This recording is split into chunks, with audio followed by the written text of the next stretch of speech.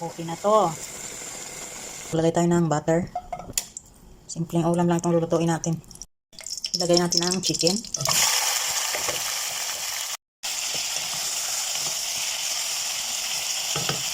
Yan, check natin.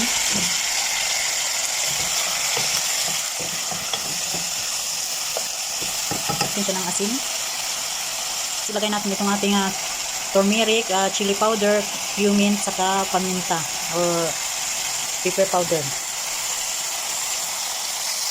Haluin. So, takpan natin saglit. Ayan, check natin. Ang bango. Ang bango niya mga kusina. Grabe. So, ilagay natin itong onion, garlic, whole peppercorn, chicken cubes, at saka bay leaves. Ilagay natin ito lahat para isahan na. Lagyan natin ito ng suka or vinegar.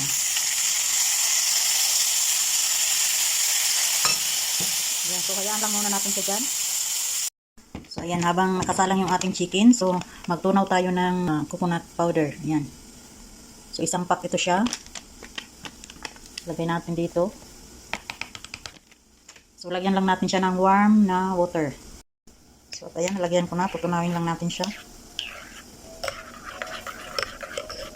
Ayan, i-check natin yung ating niluto. Wow, ang bango. So medyo natuyo na siya.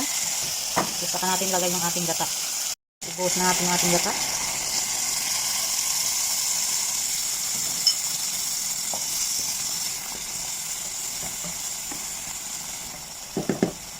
So ayan, takpan lang natin. Ayan, check natin. Wow, ang bango.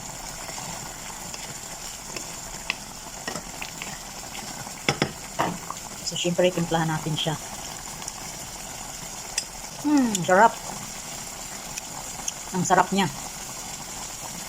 O diba, sarap niyan. So para dagdag aroma, lagyan natin siya ng coriander leaves.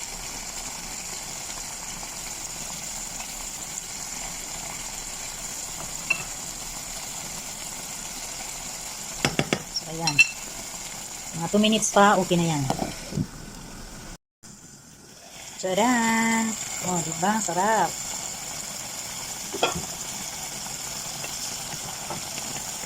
Ayan, gusto ko yung may sabaw-sabaw para may sausawan tayo sa kubos. Ayan. O diba? Kubos lang ang katapat niyan.